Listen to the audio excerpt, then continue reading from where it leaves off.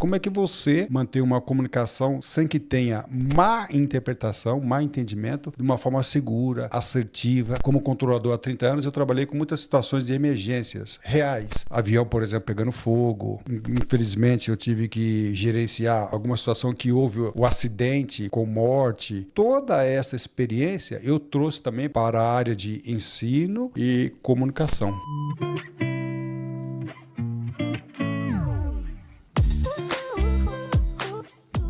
Seja bem-vindo ao nosso podcast, onde as ideias se encontram. Meu nome é Caio Venturini. Hoje eu estou aqui com o professor Calazans. Ele é professor, tem cursos na área de Direito Aeronáutico, preparação para concursos, comunicação e diversas áreas da neuropsicopedagogia. Seja bem-vindo, professor. Grande Caio, para mim é um grande prazer estar a bordo aqui contigo no Nós Podcast para a gente discutir, debater, conversar aí sobre várias frentes aí da comunicação e demais assuntos. Para mim é um prazer. Bom, o professor ele tem 40 anos de experiência, é isso, professor? Conta um pouco para a gente da sua trajetória. São várias frentes, sendo que, vou dizer que o escopo principal seria relacionamento pessoal, entrando aí em comunicação. Então, eu peguei toda a minha experiência como professor, né? Sou professor há 40 anos, professor de escola técnica militar, escola também graduação, pós-graduação. Eu fui instrutor na área da aviação. Eu fui controlador de tráfego aéreo e fui piloto durante 10 anos. E aí, estas experiências, né? Ensinar uma atividade complexa para uma área muito complexa. Então, aprendi muitas coisas sobre segurança no ensino, assertividade, e trago todo esse conhecimento dessa área complexa para a área de comunicação e área de ensino, dentre outras coisas. Você falou que você foi controlador de tráfego aéreo. Qual que foi essa virada dessa profissão para profissão de comunicador, de professor? O serviço, né, a atividade de controle de tráfego aéreo, infelizmente pouco explorada no Brasil, ela é uma atividade que exige várias habilidades, várias competências, dentre elas, comunicação. Então, eu conto a experiência que eu trabalhei em alguns aeroportos internacionais, onde eu falava inglês, com várias nacionalidades. Eu falava inglês com o americano, que era tranquilo, com o inglês, que era tranquilo, mas com o japonês, com o grego, italiano, ou seja, com outras nacionalidades. Como é que você mantém uma comunicação sem que tenha má interpretação, má entendimento, de uma forma segura, assertiva? Então, eu usei esta experiência e trouxe para a área de comunicação e ensino. Lembrando que também eu fui professor na área de aviação com algumas matérias complexas, regulamentos, tráfego aéreo e navegação aérea. Então, como é que se ensina navegação aérea? Usa matemática. Então, eu usei essa competência que eu desenvolvi na aviação e trouxe para cá. Uma outra coisa também, como controlador há 30 anos, eu trabalhei com muitas situações de emergências reais. Avião, por exemplo, pegando fogo. Infelizmente, eu tive que gerenciar alguma situação que houve o acidente com morte, mas até então, conversando com o piloto, tentando gerenciar. Então, toda essa experiência eu trouxe também para a área de ensino e comunicação. Ah, maravilha. E qual que é a importância da comunicação e qual que é a dificuldade na área da aviação? A comunicação é tudo. Eu conto 2 acidentes que eu não participei dos acidentes, mas eu estudei muito. Um ocorreu lá na Ásia, não lembro agora detalhes do acidente, e o outro foi do Rio Hudson, que o piloto decora com o Airbus, e na decolagem com o Airbus, gansos entram nas turbinas e apagam as 2 turbinas, logo após a decolagem. E o controlador de tráfego aéreo sugeriu que ele voltasse para o aeroporto e ele optou por pousar nas águas e todos foram salvos, todos. E eu acompanhei ali, eu vi a gravação, a conversação entre o piloto, o comandante e o controlador. Que comunicação, que inteligência emocional. Então, o que aconteceu? Ele com a comunicação, ele se comunicou muito bem com a tripulação, os comissários de bordo, que transferiu essa paz para os passageiros, todos saíram ilesos, saíram do avião na água, foram para as asas, né, e todos salvos. Num outro acidente de menor gravidade, o comandante ficou muito nervoso, transferiu esse nervosismo para os comissários, que transferiu esse nervosismo para os passageiros, e 70 passageiros morreram sufocados, porque o avião pegou fogo, mas por lado de fora, entrou fumaça, e eles ficaram apavorados e congestionaram ali a porta de saída e mais ou menos a metade morreu. Então, para mim, é um exemplo claro de comunicação. Claro que tem aí inteligência emocional envolvido nisso, né? Mas eu tive a oportunidade de conversar com um piloto que estava com um dos motores em chamas. Tem um colega meu, eu falei, rapaz, você está com aquela tranquilidade. Então, isso é comunicação. A comunicação, ela tem vários elementos, sendo um delas a inteligência emocional, né, que é o relacionamento. Isso, para mim, é importante em todos os sentidos. Em várias áreas, né? Eu falei aqui a gente vê político, jogador de futebol, empresário que é pressionado, às vezes, por um repórter e ali ele perde a linha. Não soube se comunicar? Não soube se comunicar. Mas a fonte da má comunicação foi a inteligência emocional. Então, a inteligência emocional ela serve para a gente evitar travar na hora de nos comunicar. Então, na frente de um palco, na frente do seu chefe, até na frente de quem seja. Qual que é uma dica ou como que alguém pode fazer para treinar sua inteligência emocional na hora de se comunicar com alguém importante? A comunicação, muitas pessoas fazem curso de comunicação, às vezes até mesmo curso de oratória, e limite-se à teoria. A oratória, a comunicação é habilidade. E a habilidade você não aprende com teoria apenas. É claro que você vai aprender, estudar técnicas, mas habilidade é uma competência que você desenvolve treinando. Então, eu estava dando aula de comunicação oratória para uma pedagoga, tinha acabado de fazer o curso de pedagogia. E também tive a oportunidade de dar comunicação oratória para advogados ou até mesmo bacharéis em direito. E qual o problema deles? Por exemplo, a professora, ela travou. Eu falei, como que você travou assim no nosso curso? Ela falou, professor, eu fiz pedagogia e nunca dei uma aula. No caso, ela nunca deu uma aula. Então, não treinou. É simples, ela não treinou. O advogado lá, o bacharel que ficou travado também, ele falou, professor, eu fiz curso de Direito e não tive um treinamento para que eu pudesse falar em público, né? Hoje muitas pessoas travam quando vai em audiência falar com o juiz, tem gente que não vai falar com o juiz, com o promotor. Então é treinamento. Inclusive no nosso curso de oratório eu trabalho com duas frentes, treinamento. Eu me lembro de um colega que ele é um professor universitário, um dos melhores currículos que eu conheço, com curso no exterior, pós-doutorado, e ele pagou caríssimo por um curso de oratória, de um dia. Eu falei, muito caro esse curso aí.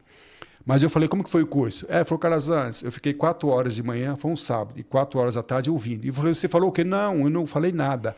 Eu falei, não, você fez um curso de escutatória e não de oratória. Então, é treinar situações. No nosso curso de oratória, a gente treina quando a pessoa é instigada. Como que você responde a uma pessoa que te instiga à violência?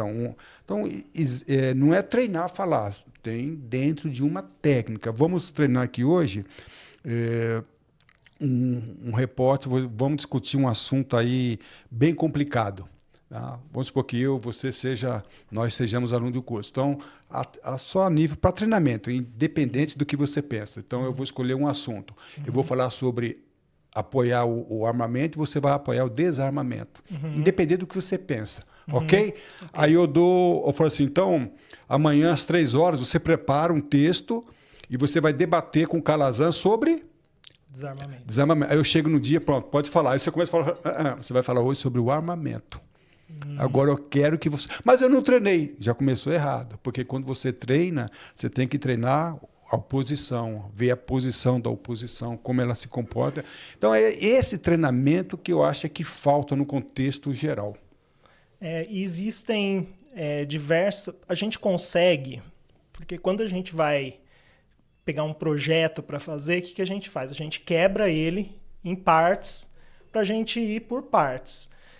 A gente consegue quebrar a comunicação em partes, por exemplo, quebra de gelo, desenvolvimento, conclusão. A gente tem uma sequência que a gente consegue planejar a nossa comunicação?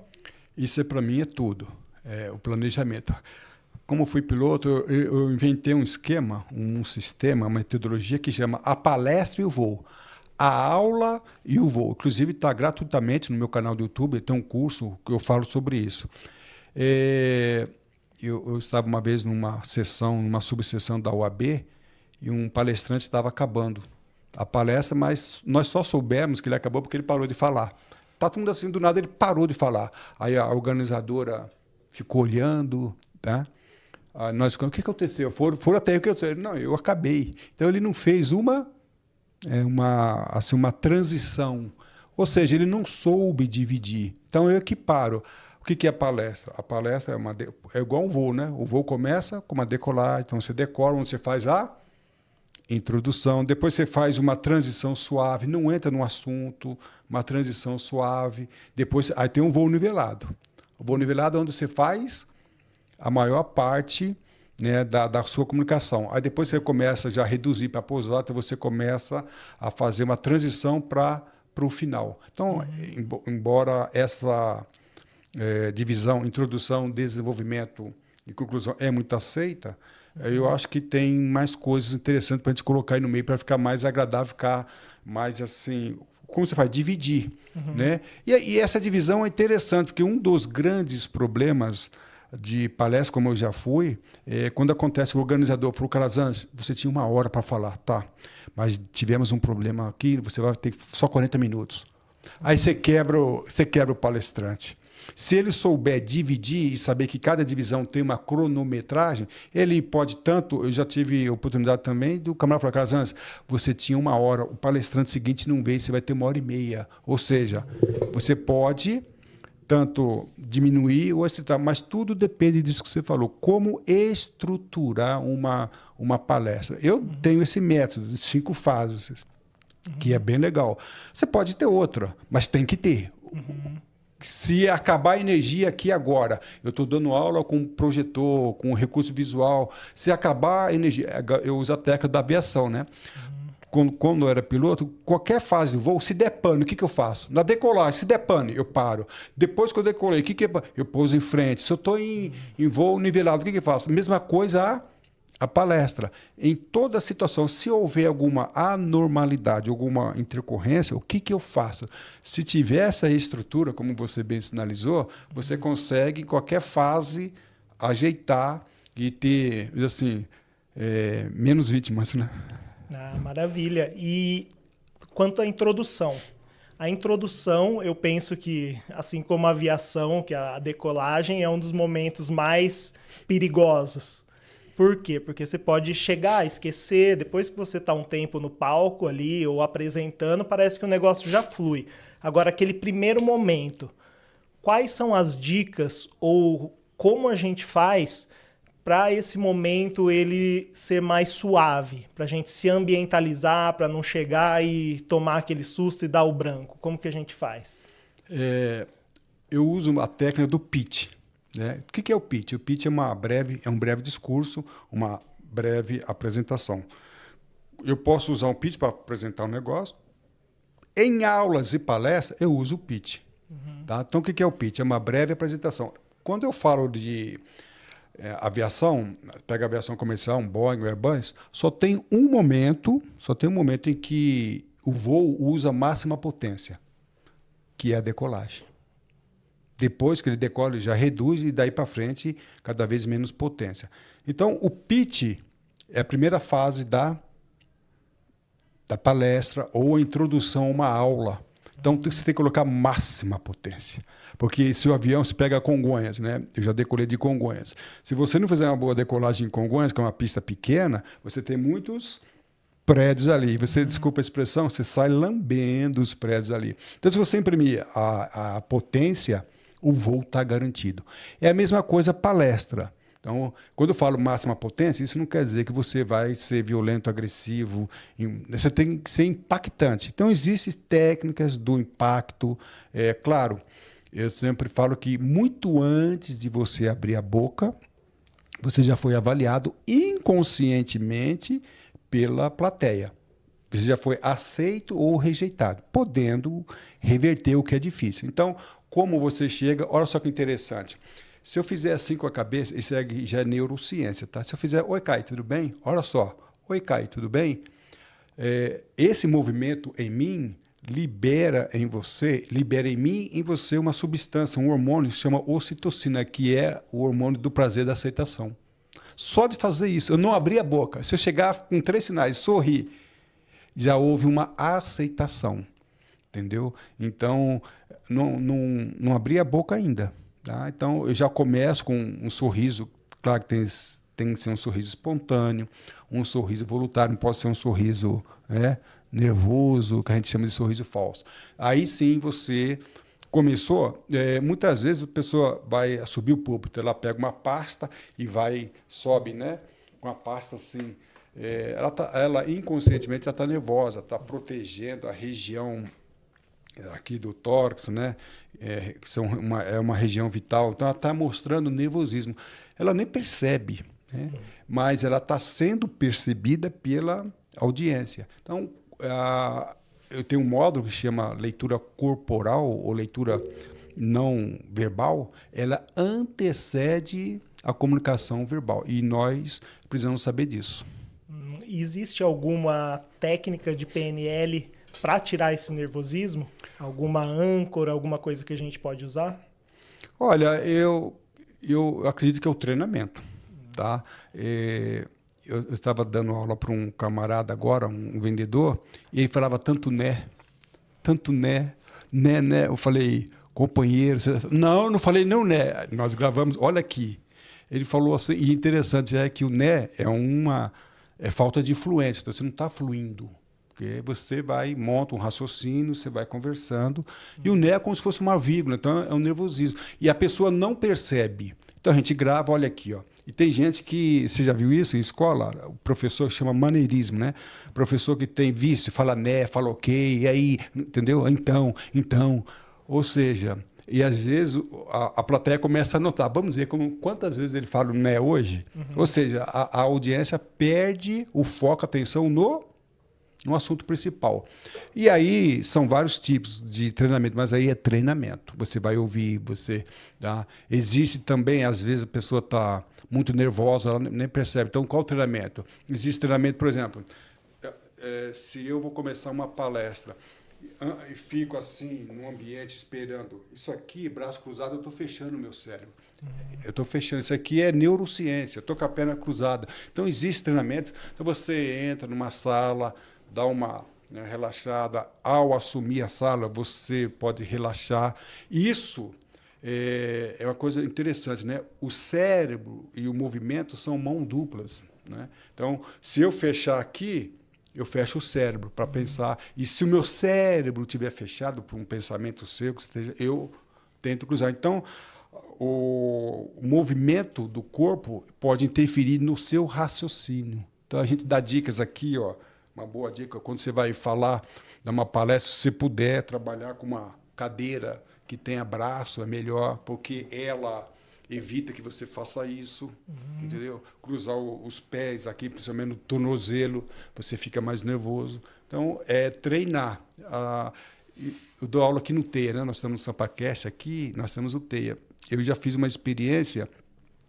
Eu falo para os alunos, nós vamos fazer hoje treinamento, tá? E vocês vão apresentar. Eles cruzam os pés, sem perceber, mostrando nervosismo. E aí eu dou aula, por exemplo, às vezes leva 2, 3 horas. Eu tenho que conduzir a minha palestra, acalmá-los, igual o piloto acalmar o passageiro. E aí eu tiro foto antes, no meio e no final. E no final, os pés já estão todos assim abertos, tranquilos. Então, o palestrante... Ele tem que se conhecer para ele se dominar e também conhecer o público. Poxa, por que o Caio está de braço cruzado? Tem uma resistência. Pode ser a resistência em relação a mim, pode ser resistência em relação ao assunto, ou a temperatura está muito baixa, não tem nada a ver comigo. Mas eu tenho que... O professor, o palestrante, o comunicador tem que perceber isso e corrigir. Trocar o pneu do carro com o carro em andamento, em movimento. Exatamente. A comunicação, muita gente pensa que ela é de uma via, de mim para você. Mas, na verdade, ela é de duas vias. Eu mando a comunicação para você, você manda o feedback para mim. Eu tenho que pegar aquele feedback e ver o que eu vou fazer com aquele feedback. Tem o livro Como Convencer Alguém em 90 Segundos, que ele diz, não existe fracasso, existe feedback.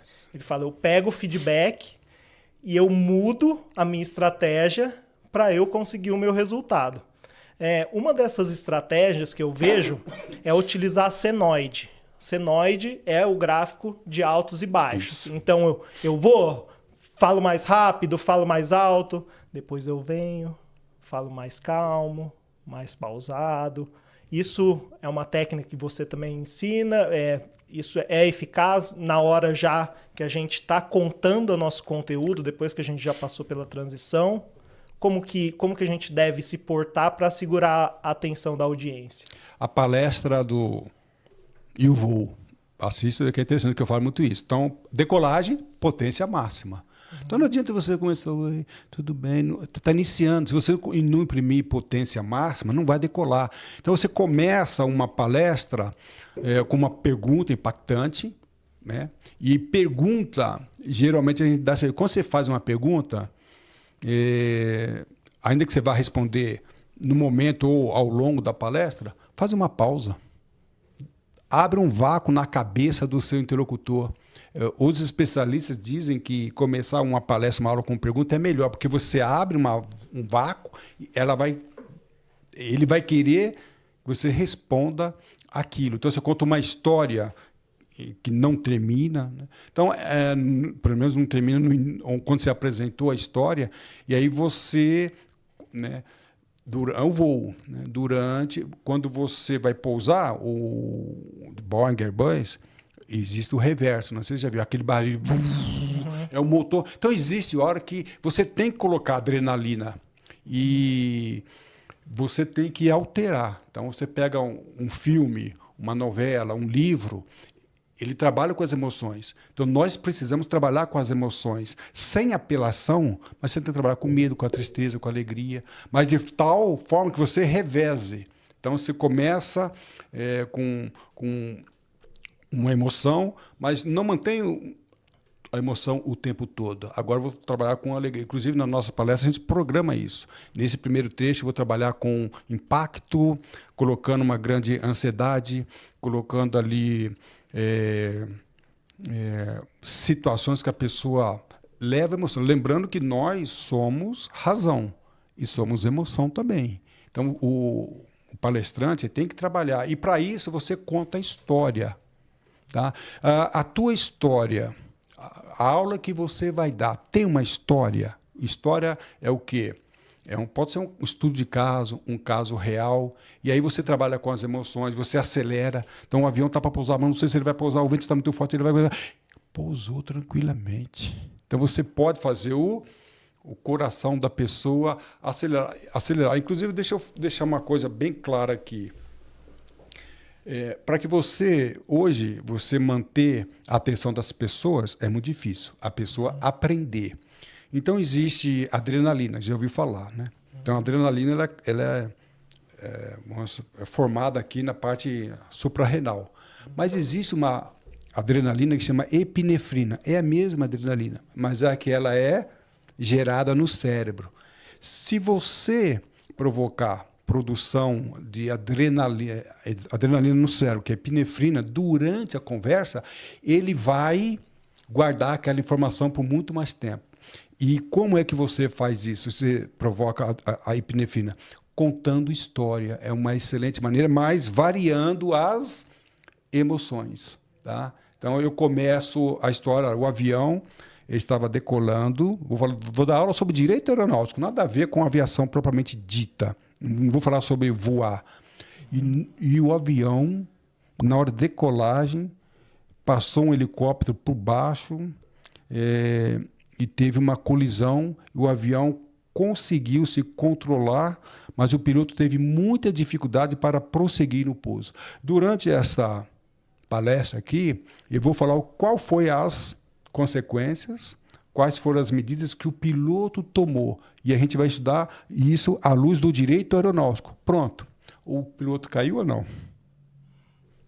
Não sei. Pelo menos não quero contar agora. Quero contar, mas só aí eu já segurei o camarada.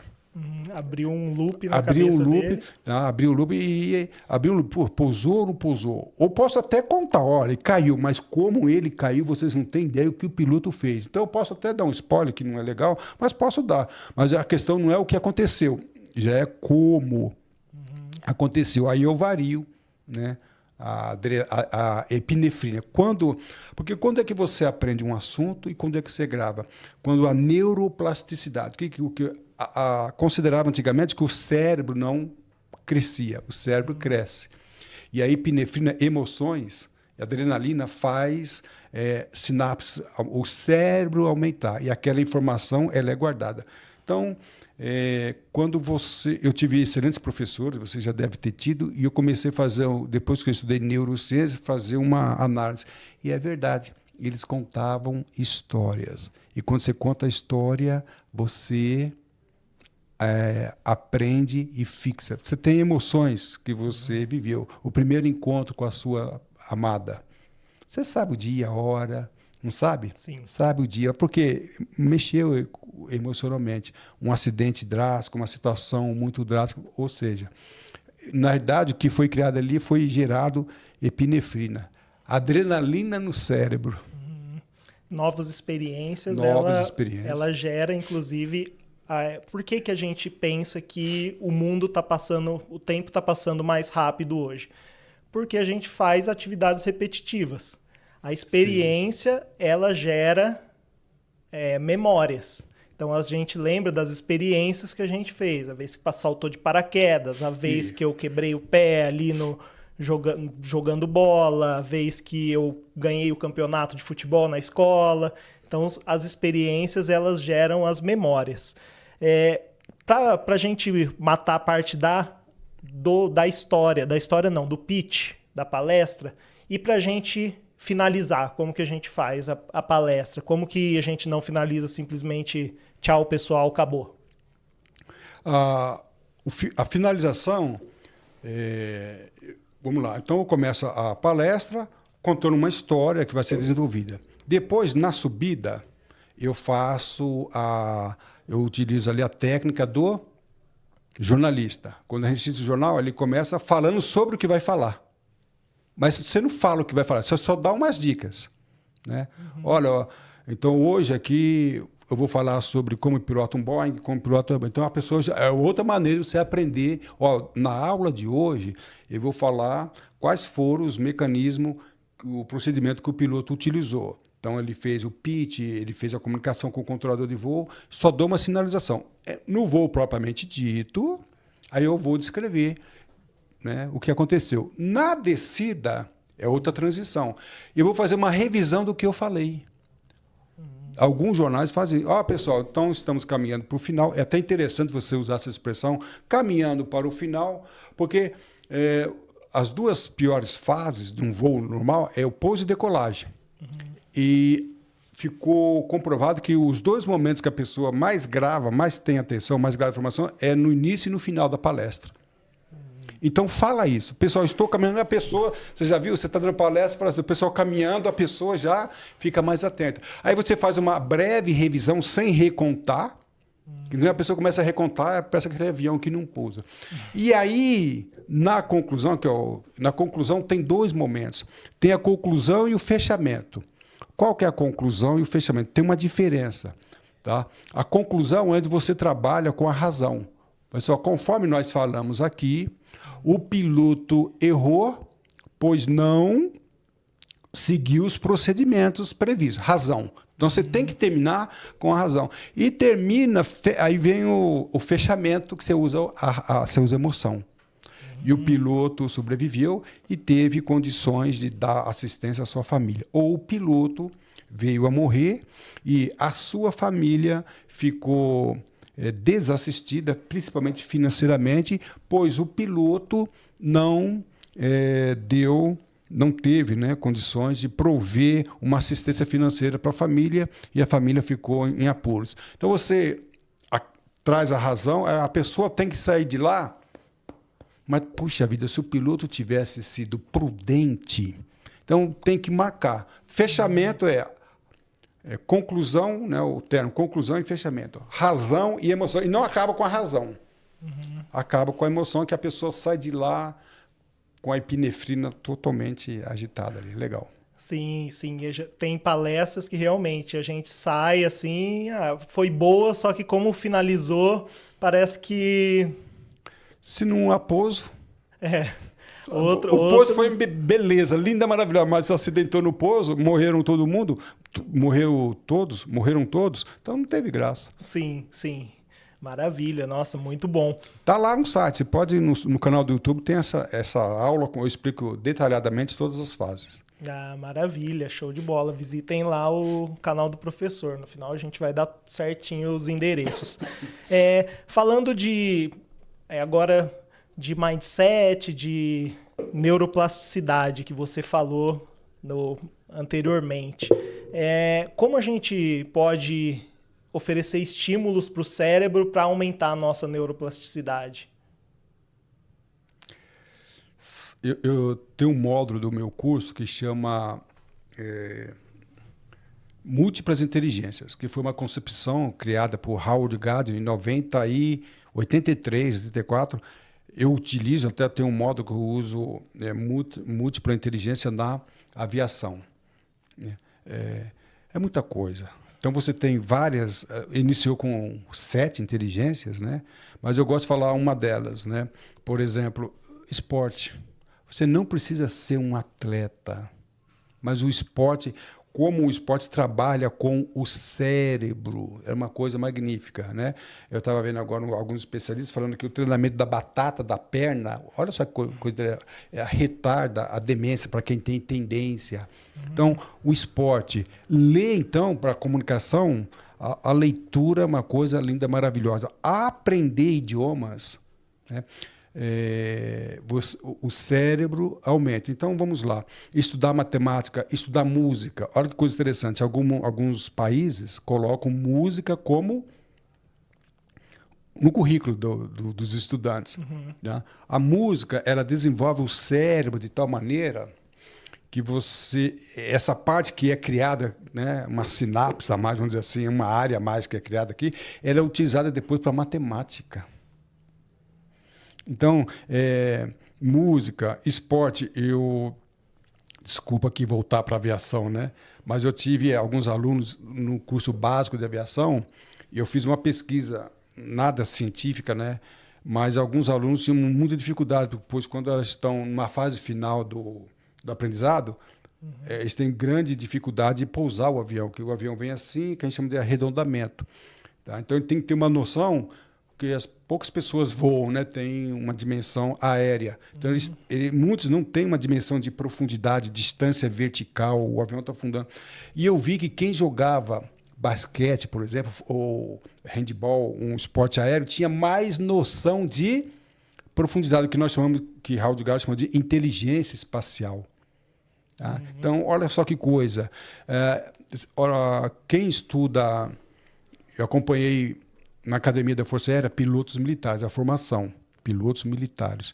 E acompanhei também a formação de pilotos civis. E para você entrar na Academia da Força Aérea, você faz um vestibular complexo. Exige trigonometria, exige geometria espacial, concurso. Mas por quê? Aí você vê que em poucas horas ele se forma um piloto. Um piloto civil que eu acompanhei, às vezes demora muito, muito mais tempo para se formar. Mas por quê? Não é que ele é mais inteligente ou menos inteligente, é que ele é mais preparado. Então, a inteligência, quando se cobra ali o teste de aptidão física, é uma inteligência corporal, uma inteligência física. Então, quando se exige ali trigonometria, ele tem noção, inteligência espacial, inteligência corporal, também inteligência emocional. E essas habilidades são poucas treinadas. É interessante que quando a pessoa faz o ensino médio fundamental, antes dele entrar no mundo universitário ou corporativo, que ele tenha todas essas habilidades desenvolvidas. E nem sempre tem. Tá? E aí, como desenvolver essas habilidades? Entendeu? Isso que é interessante. Aí é treinamento, jogar xadrez, dar uma noção de inteligência espacial. E outra coisa, eu estou jogando xadrez. Você joga xadrez ou não? Não. Eu joguei. Hoje, muito tempo que eu não jogo. Mas quando eu estou jogando xadrez aqui, né, eu estou treinando a inteligência emocional. Que lance que ele fez agora? Estou entendendo? Eu não posso ficar nervoso, eu tenho que parar, eu tenho que pensar. Isso é inteligência emocional. O xadrez, eu joguei xadrez muito tempo atrás. O meu tio, o Snake, que mora na Inglaterra hoje, me ensinou. Ele brincando, né, meu tio dava uns croques na minha cabeça. Como você faz isso? Aí, ou seja, não era a jogada que o meu tio estava treinando, era a inteligência emocional. Eu estou aqui, eu faço uma jogada, aí o Caio reagiu como? Esse cara, eu estou lendo, eu estou estudando leitura corporal. Olha o que o jogo de xadrez faz. Outros jogos também, né? Eu estou citando o xadrez, mas outros jogos. Você vai jogar futebol, sério, tá? Então, jogar futebol. Você não pode se desesperar, você está perdendo. Muitos jogos ganham ou perdido na inteligência emocional. Então, essas habilidades que tem tudo a ver com neurociência, a PNL, a gente podia treinar mais e as pessoas não treinam, né? Entendi. A inteligência emocional, ela ajuda a gente a, inclusive, sair de situações, por exemplo, alguém bateu no seu carro. Você vai xingar a pessoa, se você perder a cabeça, você pode tomar um tiro, você pode ser levado a consequências que, na verdade, não vão te trazer nada, né? A gente vê aí muito repórter, propaganda televisiva, assim, popular, né? Olha, por causa disso, não foi por causa disso que ele deu um tiro. Tem muito mais coisa envolvida. Mas a raiz é a inteligência emocional. O cara morreu, matou, né? A gente fala, morreu de graça. Né? E, de repente, uma vez o cara bateu em mim, ele causou um prejuízo de nada. Eu falei, vamos embora. Ele falou, vamos embora, é isso mesmo? Você não vai brigar? Eu falei, embora, bateu o para-choque, mas as pessoas não estão mais preparadas para isso. Existe também um materialismo, né? Muito premente nisso. Às vezes um prejuízo de nada, a pessoa, aquele prejuízo é a vida da pessoa. Espera um pouquinho, você perdeu, bateu o carro aqui, não é para tanto, não é para tanto. Então, a gente vê, nós moramos aqui em São Paulo, na capital, o reflexo da falta de inteligência emocional no trânsito, né? A gente vê isso aqui. Sim, sim. Em relação à mentalização, qual que é o papel da oração no cérebro? Existem várias maneiras de você desenvolver o cérebro, várias maneiras. Recentemente, sem apelo religioso, apelo científico, né, descobriu-se que a oração, né, ela tem a neuroplasticidade é incrível. Então, ela tem um acréscimo no fluxo de sangue, né? Inclusive nessa parte frontal, que é a parte onde você toma decisão. Então, se você é uma pessoa de meditação, umas pessoas usam o termo oração, outras de meditação, oração, você tem o cérebro mais preparado para tomar decisões, para pensar, para reagir. Então, a oração, ela faz isso. E dentro da oração, eu gosto muito de atividade religiosa. Às vezes, você vai fazer uma atividade religiosa voluntária, né? Eu já falei isso, então, tá o Daniel com o nosso apoio técnico. Vamos supor que nós estamos aqui numa atividade, uma assistência voluntária, pode ser religiosa ou não. Então, eu estou te ajudando com alguma coisa. Estou cortando o seu cabelo, eu estou dando uma orientação pessoal. Então, quando você é orientado, você recebe os hormônios trabalham a seu favor. Eu que estou também tenho uma neuroplasticidade nesse sentido, e o Daniel, que não está fazendo nada, está assistindo. Então, é criado um ambiente, e esse ambiente ele favorece, inclusive, o aprendizado, a inteligência emocional. O Howard Gardner chamou isso de inteligência espiritual. Ele não estudou isso. Ele falou assim, Eu sei que tem. Não no primeiro trabalho dele, falou, não falei sobre isso, mas tem. Então nós entendemos que a inteligência espiritual, a oração, falar com Deus, seja lá qual for, não estamos falando aqui de inteligência religiosa, inteligência espiritual. Ela tem um apego muito incrível na neuroplasticidade, que é o crescimento do cérebro. A minha experiência é muito interessante, que de 2 anos para cá, mais ou menos, eu tenho a minha rotina matinal, que aí eu faço minha oração, eu faço o boot, que é uma mentalização de como vai ser meu dia, e faço uma leitura. E também faço o meu exercício físico. Então, eu percebi assim, uma melhora na qualidade de vida, assim, de 2 anos para cá, incomparável, sabe? E em relação à neuroplasticidade também, eu consegui observar o quê? Quando a gente tem novas experiências, a gente acaba aprendendo novas coisas. Por exemplo, eu comecei a correr. Primeiro dia que eu fui correr, eu botei um tênis e fui correr. Aí eu falei, deixa eu ver como que os quenianos fazem. Fui lá no YouTube, aprendi que tem o jeito de pisar, o jeito de respirar. O jeito de... Você tem o jeito para tudo. E aquilo você pode trazer para sua vida. Assim como você sabe, você traz a aviação para a área da comunicação, para todas as áreas da sua vida, você consegue também, com tudo que você expande a sua consciência, também trazer e saber que as coisas elas têm um método. Nada é por acaso, isolado. Quando estudaram o Einstein, descobriram que o cérebro dele pouco diferenciava do cérebro comum. Era um pouquinho mais pesado, mas o que Einstein conseguia fazer, descobriram que ele tinha alguns conhecimentos, ele conectava os conhecimentos. Essa ligação. Então, hoje, quando se fala de multitarefa, já vi gente fazer crítica à pessoa multitarefa. Não. Você acabou de falar. O conhecimento, quando a pessoa jogou basquete e depois ela está conectando, aplicando aquele conhecimento na aviação, aquela inteligência corporal, inteligência espacial. Então, o teu cérebro, mais importante do que você ter conhecimento, é você saber conectar os conhecimentos, conectar as várias partes do cérebro. Isso é fenomenal. Então, quando você aprende, você acabou de falar, você falou da inteligência corporal, ou inteligência física corporal. Você pode aplicar isso em várias outras áreas, até num relacionamento. Eu acho que todo mundo tinha que jogar, obrigado a praticar esporte, bater recorde, o seu recorde, né? Bater limite, porque isso aí ele vai aplicar no empreendedorismo, ele vai aplicar na vida em família e tudo. Então o teu corpo aprende, vai trabalhar a seu favor. Você acabou de dar um exemplo aí. Isso é algo que muda realmente. O esporte, ele ensina a gente a respeitar o tempo, igual a academia. Regras, academia. Você faz academia, eu falo, é errado a pessoa fazer academia em busca do corpo. Eu quero ter o corpo em 30 dias. Não, a academia você tem que incorporar no seu hábito, no seu dia a dia. Disciplina. Hoje eu não consistência e longo prazo.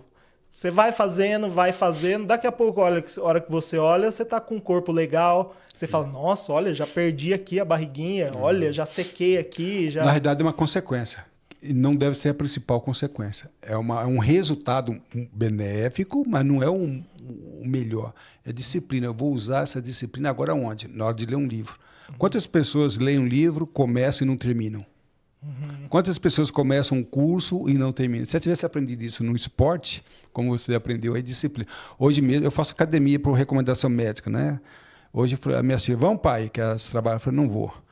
Elas saíram, daqui a pouco não, eu tenho que ir, e fui. Aí encontrei com ela, você vem pai, tem que vir, você tem que se disciplinar. Então aí você usa esse conceito, como você acabou de falar, em todas as outras áreas. Em relação agora a crenças. Crenças, elas são instaladas na gente por nossos pais, por um professor, por alguém que foi autoridade na nossa infância.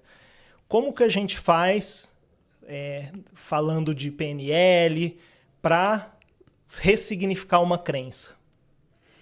Olha, eu acho que a melhor maneira, talvez uma maneira de você considerar é ver os resultados. Essa crença, qual resultado ela está me trazendo? Eu aprendi isso com meu pai, que eu aprendi com meu avô, mas espera um pouquinho. Será que não está na hora de mudar esse comportamento? Não está na hora de mudar essa conduta? Porque síndrome de Gabriela, né? Eu nasci assim, eu fui sempre assim. Sempre Gabriela, uma música antiga, não sei se você conhece, a música da década de 70. Então, eu nasci assim, eu sou sempre assim. Sempre Gabriela, espera um pouquinho. Qual o resultado que eu estou tendo assim? Uma vez eu fui tratar um caso, um casamento, né? Muito interessante, que o casal, infelizmente, acabou se separando, mas quando eu fui conversar com a senhora, ela falou assim, o meu marido casou comigo assim, se ele quiser vai ter que me aceitar do jeito que eu sou. Eu falei, não é assim. Precisa significar alguma coisa, tratar. Então, as pessoas se prendem ao passado, né? Einstein falava, né? Você quer resultados diferentes com condutas iguais. Então, analise o resultado. Esse resultado está sendo benéfico para a sua saúde? Saúde física, saúde financeira, saúde mental, para a família. Analise o resultado. Não, isso não está sendo bom para mim. Aí você, analisando o resultado, você vai ter que mudar o comportamento, que às vezes... Muitas vezes, né? A pessoa quer mudar o resultado sem mudar o comportamento. Não tem como você mudar. Eu quero mudar meu corpo, estou muito gordo. Mas se eu não fizer não tiver uma prática física, eu não vou mudar. É impossível mudar. Então eu preciso mudar o meu comportamento para mudar o resultado. E está dando certo? Tá. Não está dando. Então o resultado não é o que você quer. Tá? Agora, qual resultado você quer? O resultado é esse. Aí, o que você precisa para... E aí, às vezes, eu dou uma dica, a pessoa não consegue nem analisar o resultado e nem saber, às vezes consegue, nem saber o que fazer para mudar o resultado. Aí procura um profissional, um psicólogo, um psiquiatra, de repente, um psicanalista. E dependendo da situação, é complicado, porque muitas vezes a pessoa acha que está bem, né? Ela não consegue nem... a inteligência emocional, porque a inteligência emocional, primeiro você precisa se enxergar. E às vezes a pessoa, aí não é nem a pessoa, um parente, um pai, um filho, alguém falou, você precisa de um profissional. Aí um profissional falou, Caio, os teus resultados não estão bons. Olha as consequências, eu mostro o resultado. Aí quer mudar? Quero mudar. Então, para mudar, você precisa fazer isso. Então, aí eu acho a importância de um profissional da saúde mental para fazer isso. Uhum. E na sua vida, qual uma crença que você tinha que você ressignificou? Rapaz, eu tinha, ainda tenho, né? Agora eu consigo controlar mais. É um senso de justiça. Quando eu via alguma injustiça em qualquer área familiar, no ambiente de trabalho... por exemplo, se eu visse você tratar com injustiça o Daniel, uma forma, eu preciso me controlar até isso. Eu tinha uma crença de provocar a justiça. Eu ia para cima de você não pode fazer, às vezes, uma forma até mais injusta do que você foi com ele. Então, eu aprendi um versículo na Bíblia, né? Porque você vai ser demasiadamente justo? Prejudicaria a ti mesmo. Então, tem certas coisas, eu posso até arrumar a casa. Poxa, eu preciso arrumar o Caio em relação... Mas a justiça, ela precisa ser feita, mas para ser justa, ela tem que ser feita com muita parcimônia, calma. Então, eu tenho esse senso de justiça, às vezes, aflorado, mas eu tenho que me controlar. Entendeu? Essa crença, para mim... Eu tive muitos prejuízos, né? Eu fui criado como meu pai era muito... rígido, muito assertivo. Tá? Ele usava uma expressão, o que eu tenho para falar, eu falo na cara. Não, é melhor às vezes você não falar na cara. Controla, não precisa mentir.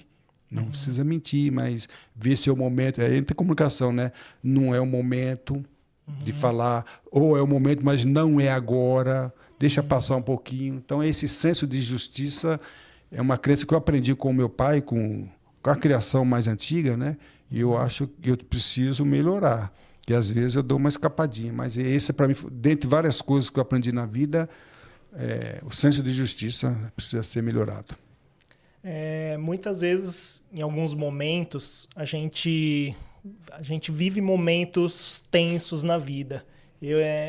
Desses seus 40 anos aí como piloto, como operador, Queria que você contasse um momento que foi muito tenso e como que você fez para superar esse momento.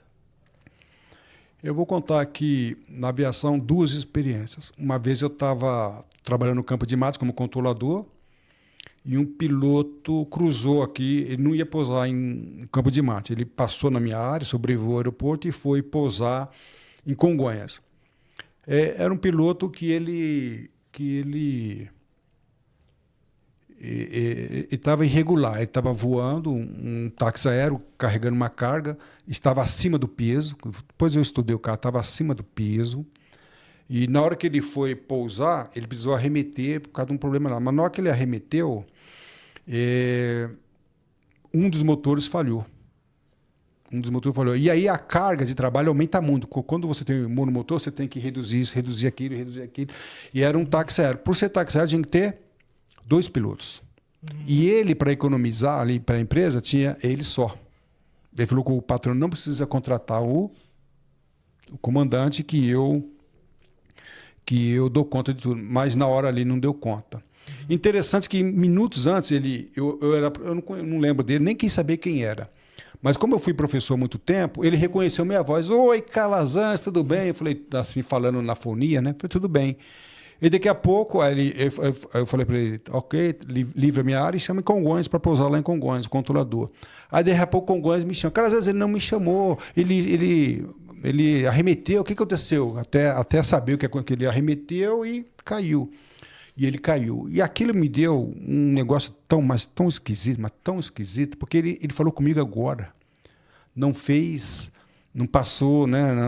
Não fez 5 minutos. Então, já era umas 10h30, 11 horas da noite. Aquilo me deu uma sensação de impotência, né? O que eu podia ter feito por ele, para que ele... Então, esse vácuo... Eu não tive culpa, responsabilidade nenhuma nesse acidente. Mas é esquisito, né? Você está conversando com uma pessoa, ele te mandou um grande abraço, professor Calazans, e minutos depois ele estava morto, né? Então, isso aí, para mim, vários impactos, né? Mas eu teve uma coisa também, até um colega meu, Macedo, que era piloto também, proprietário de aeronave, uma vez ele estava voando, eu trabalhava em Guaratinguetá, e houve uma desinformação no tráfego aéreo. Ele veio lá do interior de São Paulo para Guaratinguetá e as condições estavam todas fechadas. E ele ia cair e o acidente era iminente. Ele falou, cara, ele me reconheceu, claro, a gente voava junto, inclusive, no avião dele. Eu falei, puxa, o que eu vou fazer? Ele estava lá sozinho esse dia, trabalhando como controlador. Aí eu me lembrei que eu conhecia a área lá, eu falei, Macedo, aí já falando na fonia, eu conheço bem a área aqui, já voei muito aqui, ele também. Geralmente lá perto da Serra da Mantiqueira tem um buraco. O buraco que a gente fala era um espaço entre as nuvens, né? Então, normalmente lá tinha a gente chamava de buraco, mas não era nada irregular. E ele conseguiu ir até lá e conseguiu alcançar condições visuais e veio para pouso, né? E aí, um dia eu encontrei com ele na rua, depois disso, né? Ele me deu um abraço e ficou segurando, né? Ele falou, Calazans, a minha vida esteve nas tuas mãos. Claro, né? E ficou até uma situação estranha que na rua, né, ele me abraçando e me segurando assim, né? Mas eu entendi o que aconteceu. Então, assim como eu tive uma frustração, né, nesse acidente que morreu, eu fui usado para que ele estava com pouco combustível, ele não cometeu nenhuma irregularidade. As condições meteorológicas elas se degradaram repentinamente, inviabilizando o voo naquelas condições. E a gente conseguiu. Então, como eu tive uma frustração na morte de um colega, eu tive uma... Estou contando 2 experiências, tá? Mas teria muito mais experiência. E nesse caso aí foi uma coisa muito boa que eu... né? Ele falou, devo minha vida a você. Eu falei, nada disso. Mas, contudo, eu acredito que Deus, né, que salvou, e eu fui usado no projeto de Deus, eu fui inserido. Isso. E como que é ser controlador de tráfego aéreo em Congonhas? Que imagino que é uma loucura. Eu não sei hoje, né? Nós estamos gravando aqui em 2024, mas Congonhas foi o aeroporto mais movimentado do país. Tá? Estresse, né? Muito estresse, mas eu acho legal, né? Hoje eu não sei como que está, segundo a Organização Mundial de Saúde, o controle de tráfego aéreo foi a profissão mais estressante. E o que eu acho interessante quando você estuda para ser controlador, você estuda navegação aérea, regulamentos, meteorologia, dentre muitas outras coisas. E é uma profissão que você tem que colocar todo o seu conhecimento em prática. Não pode dar overboard, por exemplo, eu fui controlador radar, não pode dar game over. Então a adrenalina, você tem que. É uma adrenalina, mas ela é uma adrenalina controlada. Eu me lembro uma vez que eu peguei uma situação de tráfego aéreo muito complexo, mas quem me visse estava assim, oi, Calazans, falando com o avião, você curva para a direita, você sobra. Assim, calmamente. Mas quando eu saí, eu estava puramente ensopado. Mas não estava molhado, estava ensopado. Ou seja, eu nem percebi. Então, uma coisa que eu aprendi no controle de tráfego aéreo foi controlar as minhas emoções. Não que eu não tivesse emoção, mas elas eram controladas, né? E nos meus últimos dias de serviço, eu estava no controle radar e uma estagiária nova, uma novinha, a gente chama de novinha, né? Uma controladora que estava chegando. No início do serviço, a gente abriu o escopo radar, aí chegou uma aeronave, né? A primeira aeronave que entra no setor lá. Aí eu comecei a falar com ela. Depois chegou outra, eu falei com ela. Chegou a terceira. Quando eu vi, tinha 6 aeronaves, e sendo que 2 ou 3 eu estava falando inglês. Uhum. Aí a controladora recente, estagiária, falou: como que você consegue? Eu falei: consegue o quê? Aí depois eu estou até discutindo com um colega que faz mestrado em neurociência, que é uma coisa, eu estava falando com um avião aqui, e já vendo o outro se aproximando por aqui, então eu estava falando com esse, pensando automaticamente, simultaneamente, pensando que eu ia falar com outro. Uhum. E depois não eram 3, eram 4. Aí, então, e eu nem tinha percebido que eu tinha adquirido essa habilidade, né, de pensamento simultâneo, porque a neurociência acredita que você não consegue pensar 2 coisas ao mesmo tempo. Uhum. Você pensar, você pode... Eu estou pensando, falando com você, mecanicamente, né, fisicamente estou fazendo outra coisa. É possível eu falar e abrir a garrafa aqui. Uhum. Mas a neurociência, muitos neurociências acreditam que você não consegue pensar a mesma coisa no mesmo tempo. Você tem, às vezes, você pensa rápido, uhum, você está parando uma, começando outra. Mas nem controle de tráfego aéreo eu fiquei na dúvida. Eu fiquei na dúvida, alguma coisa, porque eu falava com uma aeronave e às vezes era complicado. Eu estava falando com uma aeronave e identifiquei um conflito aqui no radar, né? Começa que você está vendo o que eu estou fazendo, eu estou olhando aqui, eu adquiri visão espacial, né? Então eu não preciso fazer assim para ver outra aeronave. Uhum. Eu já aprendi que eu desenvolvi a visão periférica. Então o escopo radar é uma tela grande, eu estou olhando aqui e consegui, falando com essa aeronave, detectar o conflito. E mais a aeronave está falando comigo. Aí eu estou pensando, como que eu vou resolver esse conflito entre 2 aeronaves que estão em rota de colisão? Então, isso para mim foi maravilhoso. Esse treinamento, que não começa num dia, né? Uhum. Não começa num dia, mas isso é treinamento de... Um controlador, para ter eficácia e eficiência para trabalhar em Congonhas, é no mínimo 10 anos. Depois que ele adquire essa habilidade. Estamos caminhando para o fim aqui. Professor, pode dar sua mensagem final aí para a nossa audiência, falar como eles podem te encontrar e deixar sua mensagem final aí. Caio, primeiramente eu quero agradecer por você me colocar a bordo desse voo. Para mim é muito legal. O tempo foi corrida, a gente poderia até falar mais, mas eu estive assistindo algumas palestras, algumas entrevistas com empreendedores ou CEOs, executivos do mundo corporativo, e eles têm enfatizado que a habilidade mais requerida hoje no mundo corporativo é o soft skill, que é a habilidade de conduta, comportamento. E dentro do soft skill é a comunicação. Infelizmente, essas habilidades são poucos treinadas ou até mesmo não são treinadas. E aí as pessoas são admitidas devido às suas habilidades técnicas e muitas demitidas ou não alcançam sucesso na carreira por causa da habilidade, né, do soft skill. Então fica aí. Vamos dar atenção à habilidade técnica, estudar português, matemática, inglês, tudo bem. Mas não vamos esquecer a habilidade, o soft skill, comportamento e conduta e, principalmente, a habilidade espiritual. Para mim, não tem como nós descartarmos a habilidade espiritual, que está, na minha opinião, a inteligência espiritual está acima. né? Você pode desenvolver a inteligência corporal, física, mental, intelectual. É isso aí. E na minha concepção, eu trabalho muitas frentes, mas para mim a principal é o soft skill, considerando aí comportamentos e inteligência espiritual. Bom, é isso aí. Bom, embarque nesse voo você também da comunicação.